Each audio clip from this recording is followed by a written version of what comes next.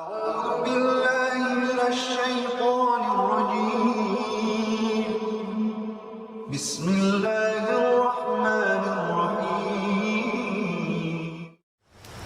رب اشرح لي صدري ويسر لي أمري واحلل عقدة من لساني يفقه قولي Wassalatu wassalamu ala rasulillah wa ala alihi at-tahirin amma ba'd.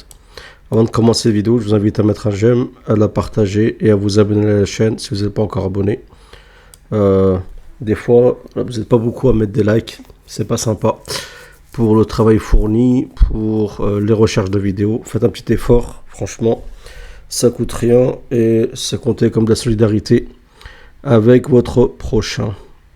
Ici, c'est une vidéo d'un frère qui apparemment fait des études religieuses et qui s'exprime sur les questions d'eschatologie. Je ne suis pas d'accord avec tout. Mais ici, il va dire des choses dont en partie je suis d'accord.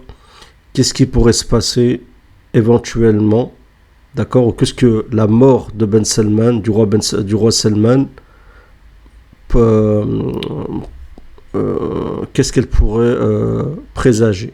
D'accord, donc c'est pas la divination, attention, c'est pas essayer de prédire l'avenir, mais c'est de se baser sur des textes qu'on a, d'accord, que ce soit des textes qui sont présents chez les chiites, chez les sunnites ou autres, en tout cas des textes liés à l'eschatologie ou l'akhirotologie, d'accord. Et Salman, c'est le père de MBS, du prince Mohammed Ben Salman, pour que ce soit bien clair. بسم الله. وموت المرشد خامنئي تارة أخرى. وليس حديثنا عن صحة هذه الإشاعات يعني أو كذبة، ولا نؤكد ولا ننفي، لكن عموما معلوم أنهما في سن متقدمة ومرضى. الملك سلمان تجاوز 86 سنة وهو مريض ولديه ضعف كما قيل في عضلة القلب، وقيل أنه يعاني من مرض الخرف الوعائي أيضا، قيل الزهايمر إلى آخره. ومعلوم أنه قام بإجراء عملية التهاب مرارة على حد وصف الديوان الملكي. عموما Donc là, il parle de deux personnalités qui pourraient avoir une influence s'ils décèdent. D'une part, Ali Khamenei, qui est le guide spirituel de l'Iran, et d'autre part, le roi Salman d'Arabie Saoudite. Le roi Salman d'Arabie Saoudite, qui dépasse ses 86 ans, a des problèmes cardiaques, a des problèmes liés à l'Alzheimer, a fait des opérations sur sa vésicule biliaire et d'autres problèmes sûrement de la prostate. Ils ont souvent des problèmes de prostate vu la turpitude qui est liée à leur environnement, d'accord. تبقى هذه من الأسرار يعني حتى لا تهمنا كثيرا، لكن من المؤكد أنه إن لم يمت اليوم فلكل أجل كتاب وهذه سنة الحياة. طيب الآن ما يهمنا هو ماذا يمكن أن يقع بعد موت الملك سلمان. كذلك من الجانب الآخر المرشد الإيراني علي خامنئي هو أيضا تجاوز 83 سنة من العمر، وتقول وكالات الأنباء أنه يعاني من سرطان المثانة، وهو أيضا قد أجرى عملية جراحية في البروستات عام 2014، وكان قد أشار مصدر طبي ضمن الفريق المخصص يعني لعلاجه في نيسان 2017، أشاروا إلى تدهور حالته الصحية بسبب تفشي السرطان في جميع أنواع جسده والله أعلم. Donc ils disent ce qui nous importe, c'est pas de savoir quand il va mourir, la mort est entre les mains d'Allah Azza wa Jal, mais qu'est-ce qui pourrait survenir après sa mort. Vous savez très bien qu'il y a un hadith qui dit qu'il pourrait y avoir une dissension entre trois princes, trois émirs, trois princes, d'accord, suite à la mort d'un calife. Et beaucoup, même à l'époque j'avais cité, j'avais trouvé un texte, je crois que c'était dans Nu'aym, qui citait carrément un roi, un calife qui s'appellerait Salman, et qui aurait des dissensions à la suite de sa mort. Et à l'époque, je me rappelle, j'avais dit que c'était sûrement dans 2 ans, mais ça faisait déjà plus, subhanallah, de 10 ans. C'est pour ça qu'il faut éviter, en fait, de donner des estimations. Et d'autre part, vous avez le guide spirituel en Iran, qui est Ali Khamenei, qui lui dépasse ses 83 ans, et qui a des problèmes de santé, notamment au niveau de sa vessie. Il a été opéré pour un cancer aussi de la prostate. Donc souvent je vous dis des problèmes liés à la prostate, et apparemment donc sa santé se serait comment dire empirée suite c'est fort probable que le cancer s'est émancipé dans son corps. Wallahu a'lam. عموما هو أيضا قد بلغ من العمر أرذله ولا شك أنه سيفارق الحياة في لحظة ما ليلقى جبار السماوات والأرض فيسأله عن جرائمه. المهم إخواني، ما يهمنا الآن وعلى مستوى المنطقة عموما يعني السؤال: ماذا لو مات الاثنان الملك والمرشد في هذه الفترة الحساسة والحرجة والمصيرية جدا، يعني جدا مصيرية ومفصلية أيضا أكثر مما يتخيل الجميع. لو تأملنا بداية، فالأول لديه ولي عهد من المفترض أنه سيتم الحكم، سيستلم الحكم مباشرة وبشكل روتيني، ولكن يعني هناك بعض إشارات الاستفهام المؤكدة. والثاني لا يوجد شخصية محددة ومعلنة يعني ستكون خلفا له في منصب المرشد الأعلى وقائد الجيش، لذا هناك كابوس حقيقي لدى الشعب ولدى الدولة والجنرالات والملالي أيضا لمرحلة ما بعد خامنئي. وعلى فكرة قد نناقش في حلقة. Donc là, il explique que d'une part, il pourrait y avoir un successeur à Salman qui serait connu, donc son fils, Mohammed Ben Salman, mais c'est possible que ça se passe mal, d'accord, pour des questions qu'il abordera par la suite. Concernant le guide iranien, ben, il n'y a pas encore de successeur désigné, et ça, apparemment, ça pourrait être, comment dire, provoqué, il pourrait y avoir un scénario cauchemardesque pour eux, concernant son futur successeur, entre toutes les dissensions qui entre les différents mollahs, les générales et ainsi de suite. منفصلة إن شاء الله عواقب ادعاء أن خامنئي هو الخراساني الذي سيسلم الرأي المسردب كما يعتقد البعض منهم. عموما الآن أنا هم. De sur quoi il dit qu'on rajoute le fait que certains considèrent qu'Ali Khamenei est le Khorasani, celui qui va léguer le drapeau donc au Moussardeb, celui qui est enfermé dans ce tunnel, qui n'est autre que le Qa'im qu'ils attendent, qui est en fait aussi le Dajjal. Wallahu a'lam. من كل ذلك أن موتهما سيأتي في وقت شديد الحساسية على مستوى المنطقة. الآن هناك خلافات مرشحة للوصول إلى حرب مباشرة. يبدو للجميع أن وجودهما الآن ربما يشكل تأجيلا يعني نوعا ما لكثير من الأحداث داخليا وخارجيا، وبالأخص الملك سلمان، يعني بما أنه البلدين بينهما خلافات عقدية وسياسية وعسكرية، وكل طرف يدعم أذرع وكلاء له في المنطقة يقاتلون بالنيابة عنه. هنا السؤال المنطقي وهو من شقين.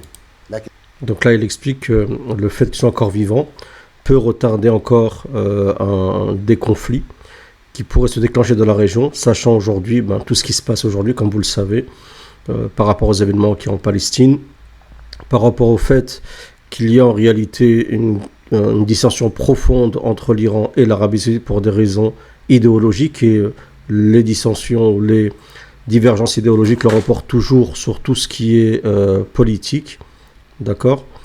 Et donc si l'un, les deux décèdent ou l'un des deux, ça pourrait engranger des conflits dans la région, d'accord, parce que chacun en fait a ses garants, d'accord. Il y en a qui ont le camp de la Russie, il y en a qui sont proches des Américains, ainsi de suite, selon les... Mais ça, il va en parler. قبل أن أطرح الأسئلة والأجوبة أريد أن أؤكد أولا على أننا نناقش المسألة من منظور عملي واقعي منطقي بلا أي هوى، بلا مصلحة، بلا عواطف. لسنا مع أو ضد، نريد فقط أن نفهم المشهد القادم بوضوح لكي نحسن التصرف بعونه تعالى. فالقادم صادم وصادم جدا. طيب، السؤال الأول وبلا أي حساسية أو تشنج: هل سيشهد موت الرجلين وتسلم من سيخلفهم موجات من الفوضى والاضطرابات الداخلية بحيث لن يكون الاستلام والتسليم يعني سلسا؟ السؤال الثاني والأهم والأوسع والمرتبط. Donc là, il pose deux questions et il dit on se les pose sans partisanisme, sans tomber dans l'atifa, donc dans le côté des sentiments, de la réaction, du réactionnel, sans tomber dans l'enthousiasme et dans l'impulsivité ou autre, en étant tout à fait stoïque. C'est de savoir si l'un des deux, est-ce que si la mort de l'un des deux pourrait engendrer des désordres internes dans chacun des pays respectifs ou pas du tout.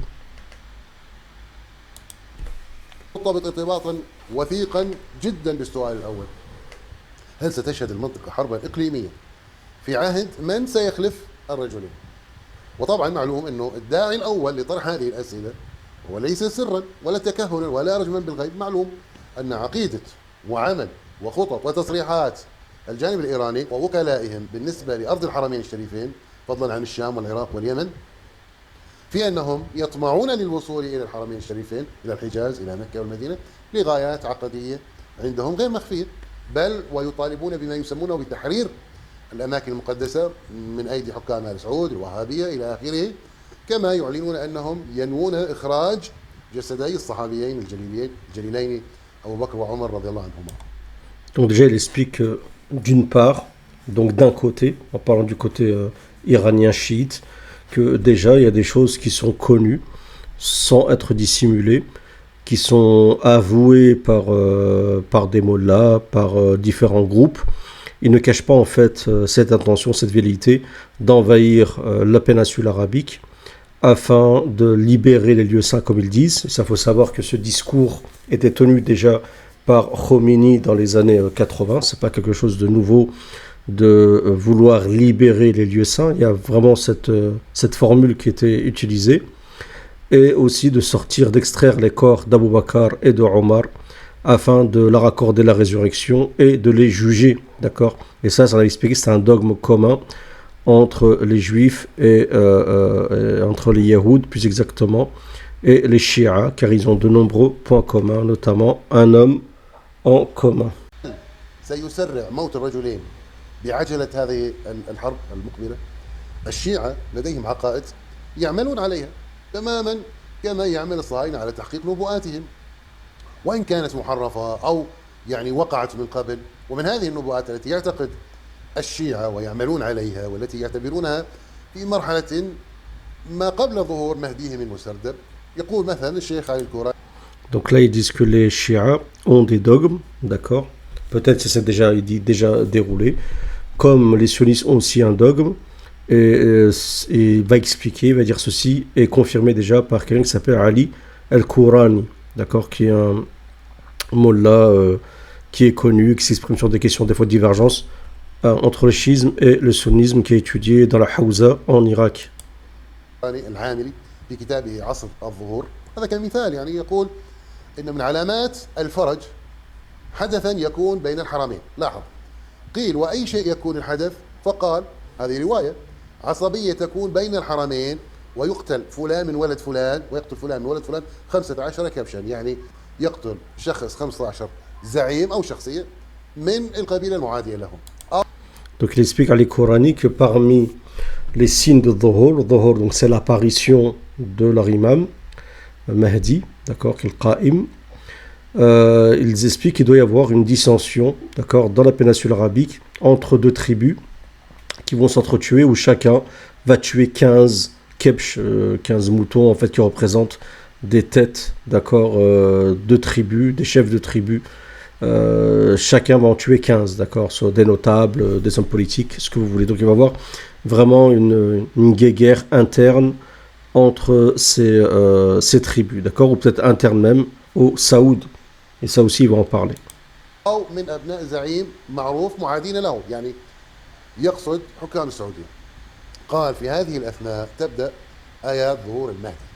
الآن ثم يبين الكوراني بأن المهدي سيظهر من إيران بعد هذه الفوضى التي في أرض الحرمين. À la différence, le Corani dit qu'ensuite le Mahdi va apparaître d'Iran. Donc on a, nous, un texte presque similaire où 3 princes vont s'entretuer, d'accord, et par la suite le prophète dit, si vous le voyez, en parlant du Mahdi, faites-lui donc le pacte d'allégeance. Donc il n'est pas possible qu'il l'apparaisse, d'accord, suite à cette dissension. لكن بعد أن يقوم لاحظ الممهد له وهو الخراساني ومعه شعيب بن صالح يقومان بالتمهيد للمهدي. يقول الكوراني وتذكر الأحاديث الشريفة اللي عندهم يعني أن بداية أمر ظهور المهدي عليه السلام يكون من إيران، يكون مبدأه من قبل الشرق أو المشرق، وإذا كان ذلك خرج السفياني أي مبدأ التمهيد له عليه السلام على يد قوم سلمان رضي الله عنه أصحاب الرايات السود يقصد سلمان الفارسي رضي الله عنه. Donc il explique que d'abord l'apparition du Mahdi sera provoquée par deux personnalités. Il va définir c'est qui. Bon, le Khorasani, on a dit que c'était, certains pensent que c'est Ali Khamenei. Et vous avez Shu'aib ibn Saleh, et il va expliquer qui il pourrait être.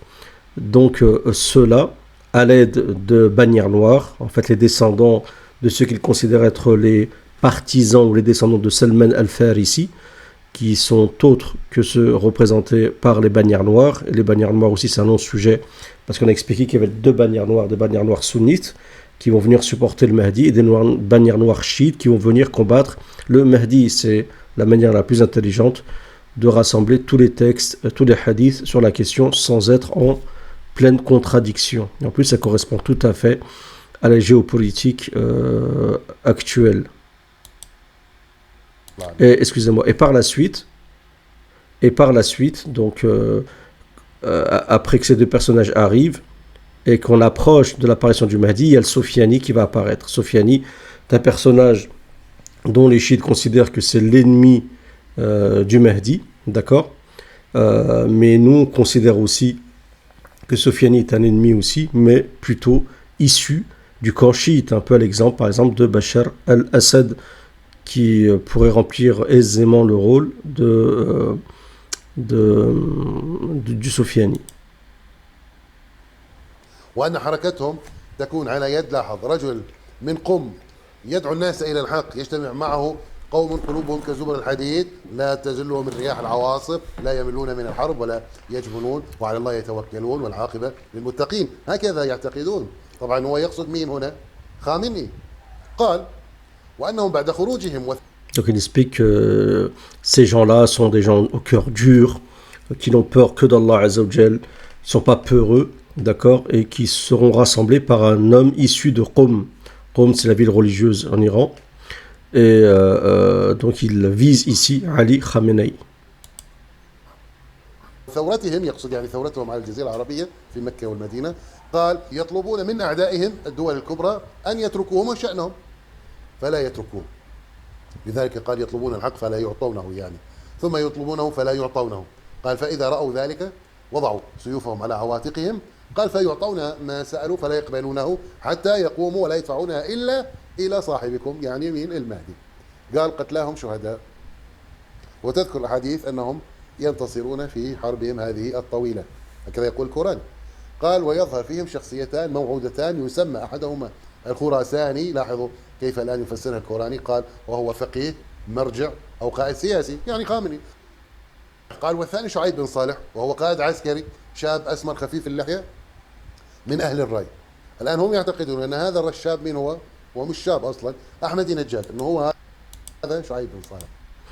Donc là ils expliquent toujours Ali Korani qu'il y aura une révolution qui vont être faites par les Iraniens, en fait le joug chiite dans la péninsule arabique, d'accord, et le prophète l'a dit dans un hadith où il a dit que les bannières noires vont se liguer pour vous combattre, d'accord, et vous demanderez le haqq et on ne vous le donnera pas, d'accord, donc personne ne viendra vous défendre, en fait tout le monde va laisser faire, Israël laissera faire, les Américains laisseront faire, la Russie laissera faire, le camp russo-chiite, et quelque part, quand on voit tout ce qui se passe en Arabie Saoudite, c'est mérité, partiellement, parce qu'il y en a qui sont innocents, il y en a qui ne sont pas d'accord avec ce qui se passe, mais Allah Azza wa Jal est avec eux. Mais par contre, il y a une grande complicité de tout ce qui se passe, et une légitimité de tout ce qui se passe en Arabie Saoudite, comme turpitude, comme altération, comme khudlan, traîtrise envers la cause palestinienne. D'accord. Et donc, il y a deux personnages qui vont les aider à concrétiser ceci. Donc Al-Khorasani qui serait Ali Khamenei et Shu'aib ibn Saleh, d'accord, qui ne serait autre en réalité. Ils disent que c'est un jeune avec une légère barbe, mais il y en a qui disent que c'est Ahmadinejad, d'accord, Ahmadinejad dont la grand-mère est Yahoudiya, d'accord. Bon, c'est pas un problème, mais quand même c'est une information à dire, d'accord, de surcroît quand on sait que c'est mêlé à une certaine idéologie. Et le prophète dit dans un hadith que les bannières noires vont se liguer contre vous, donc chiites, bien comprendre, c'est des bannières noires chiites, et que vous demanderez votre haqq et il ne vous sera pas donné. D'accord, donc personne ne prendra la défense de l'Arabie Saoudite à ce moment-là, d'accord, pendant une période, donc ils vont subir, mais on sait par d'autres hadiths que les gens du Maghreb viendront en aide donc à ceux de la péninsule arabique, mais il faudrait quand même les laisser un peu goûter, d'accord, pour qu'ils puissent comprendre les fruits de leur traîtrise. C'est malheureux à dire, mais c'est comme ça. Mais à mon avis, ce qui va motiver les gens du Maghreb, c'est surtout quand les lieux saints seront touchés, parce que dans l'idéologie chiite, ils veulent déterrer les corps de Omar et d'Abou Bakr, et de surcroît, quand on sait déjà que certains ont déjà un lieu saint, une Kaaba, qui est à Najaf, je crois, ou à Koufa, quelque chose comme ça. D'accord, je ne suis pas spécialiste non plus des lieux saints chiites. قال ويظهر فيهم شخصيتان موعودتان يسمى أحدهما الخراساني. لاحظوا كيف الآن يفسرها الكوراني، قال وهو فقيه مرجع أو قائد سياسي يعني خامنئي. قال والثاني شعيب بن صالح وهو قائد عسكري شاب أسمر خفيف اللحية من أهل الري. الآن هم يعتقدون أن هذا الشاب من هو مش شاب أصلا، أحمدي نجاد، أنه هو هذا شعيب بن صالح، وأنهما يسلمان الراية إلى الإمام المسردة.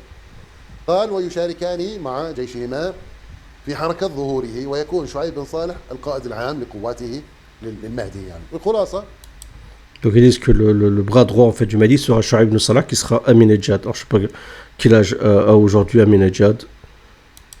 هم الآن يعملون لأجل هذه اللحظة على هذه الخطة. واليوم عموما يعني لا شك أن العالم يترقب موت الرجلين لحظة بلحظة، يعني منذ أكثر من 10 سنوات حتى.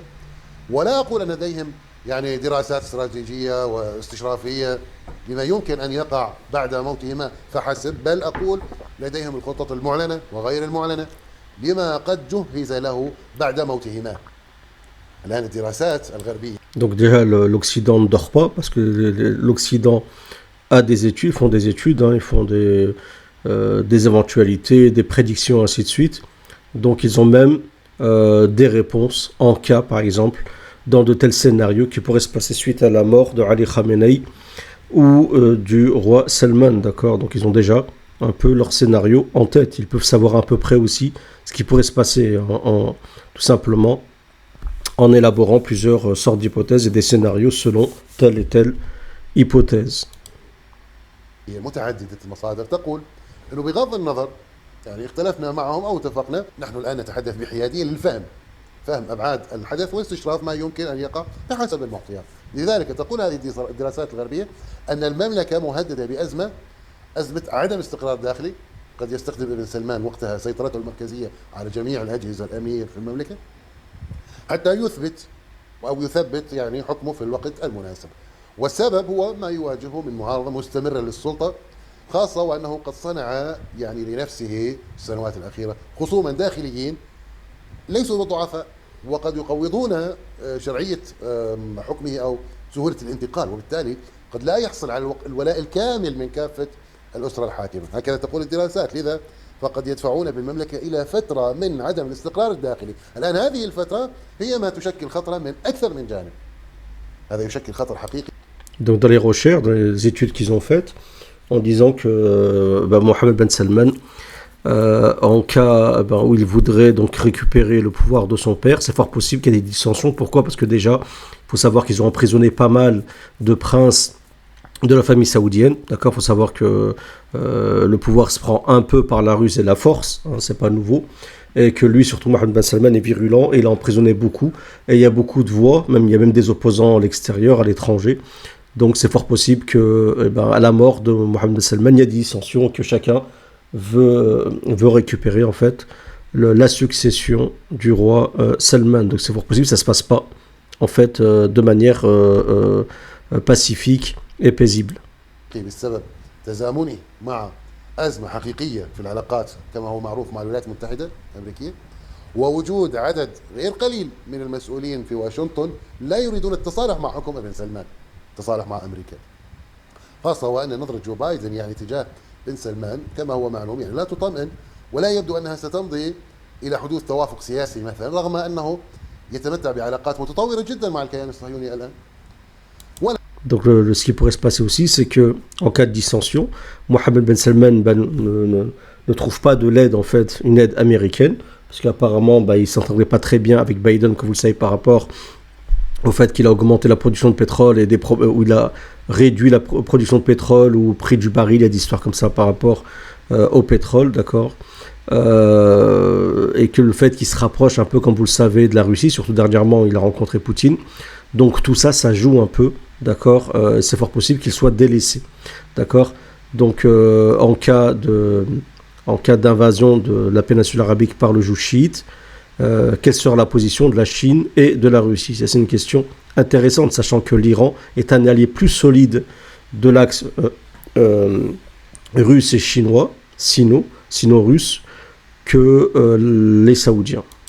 لكن هذا أيضا لا يشفع لابن سلمان في حصول مثلا الرضا التام عند إدارة بايدن، ليس فقط بسبب قضية جمال خاشقجي يعني التي شوهت صورته لدى الغرب، يعني الغرب معروف أنه آخر ما يهمهم أصلا هذه العواطف، لكن السبب الحقيقي كما هو معلوم أولا عدم الاستجابة لطلب خفض أسعار النفط وزيادة الإنتاج، القمة اللي حدثت. Voilà, donc comme j'ai dit, problème, il a refusé de baisser les prix du baril et aussi d'augmenter la production.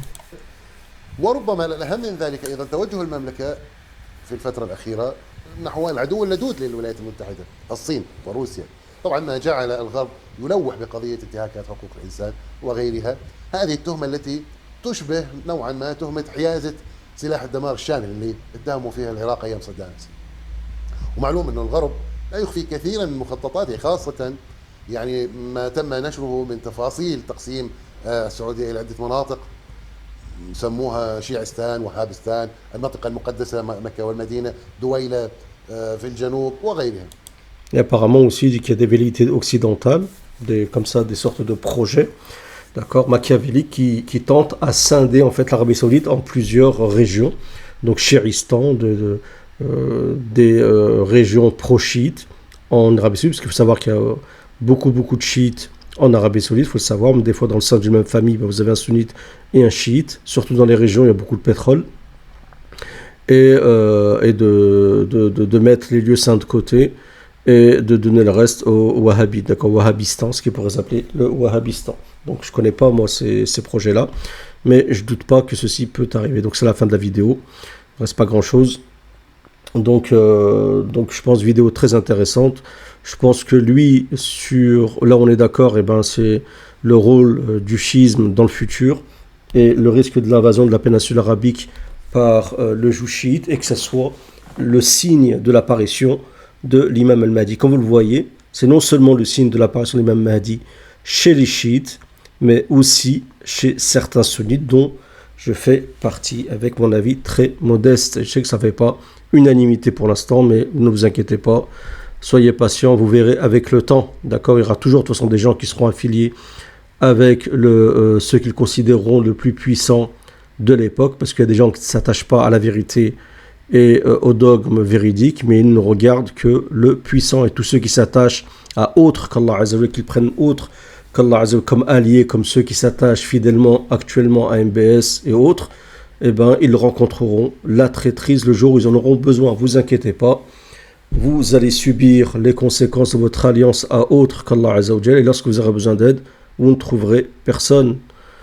En espérant que cette vidéo vous aura plu. Salam à tous.